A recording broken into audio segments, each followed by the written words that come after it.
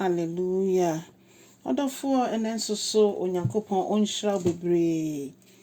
Ene yede nyame asese de ye ewura na wotwe fufuro mo. Ewade yese aseda enka wudin kronkron no. Woni ye di ni yie ahwe ye nso aboye ho ban. Yeda wase. Odofo ye mompa ye. Ewade pa yeda wase bebre wo Yesu din mu. Ene nsoso ewade ya ye krado se kasa kyerɛ yen. Ma yente won kansa nyame kronkron wo kyerɛkyerɛ yen sɛ de be ye bɛte wase Ewurade mewie nkunimdie mu ɛwɔ Yesu Kristo din mu ɛna yabɔ mpaye. Amen. Odofo me ma wakɔ aba de ba oti ase senjumedie so na yafa akenkan same fi Deuteronomy 18:8 ne chichemu du ba kokosi du nso Deuteronomy 18:8 chichemu du ba ko edikosi edu enson. Adofo mo me tie Ewurade asem. No say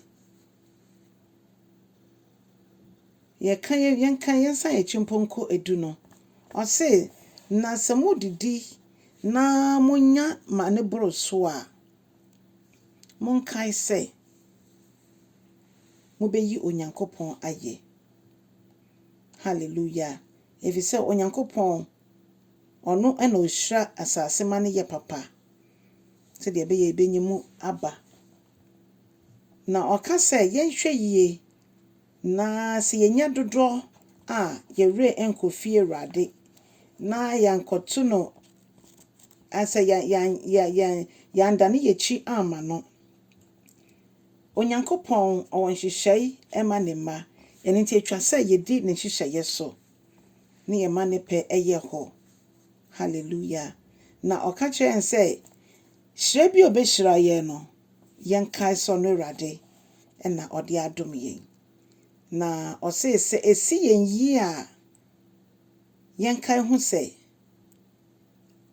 asafo Ewurade ena waye ne sa ono no ma yen sika ono no oto yen nsem ono no otre ya hyiemu ono no ma ye fromfrom e wade ye beye bie mu na ono nso so ena ma ye moa edore ono ena wa ma yekwama yetimi tu sika ewo asase tiri mu eno nti ose yenhwe yie na yamoma ye ho so se ye ma ye ho so a ono nyame obebre yen ase ti the Bible ka kyerɛ ye no so nyankopon ochira hantanfo na afei ose yenkan hu so ono na wagye yen efi nkoasom mu se de ogye Israel mba no efi nkoasom mu no sa ena oka kyerɛ yen so se ma ye re emfi efi se yen nyina ye gitum se me ne woni yete bone mu na obonsam afa ye nomum na Yesu Kristo nam ni wuo ni wusori no so obehwe na de hyemoja ne de guye e de maye e de toya aboden eno nti mo ma ye re emfi ono nyame a oyi ye mfi ya ma ne nyina mu no ono ogye ye mfi osefo agina etu nyina mu no ono a Israel ma no so de omutwa ya wa ma atu ye nchem anto omo. Hallelujah.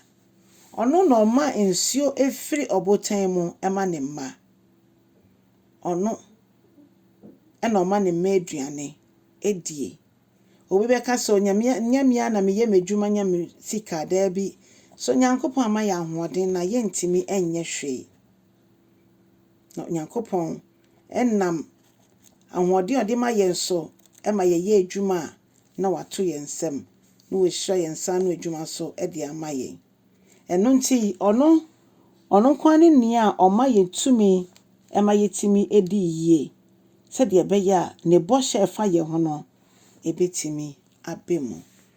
Odofo hwan ena wode wo ho ato ne so me nyankopon ni otimi ye no oyi ne ma afi empukyire mu oyi ye mfi dontori mu no wasiesie ye na ode ye si bapomba bia.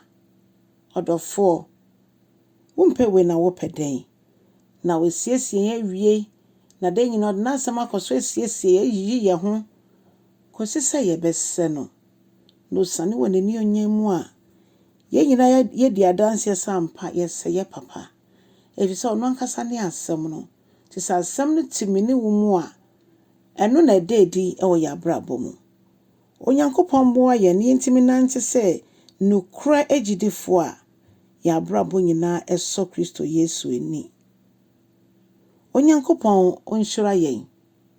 Onyankopɔn ontre yɛahye mu. Yosempeka ni me Awurade na wotwe mu twakra bi me Awurade. Fa asɛm no pete na akra enya nkwagye. Onyankopɔn omboa yɛ na wotwe mu na ensi yɛn yie. Na ɔma si yɛn yie nso a ɛma wure emfi no se de n'asɛm ɛkyerɛ yɛn.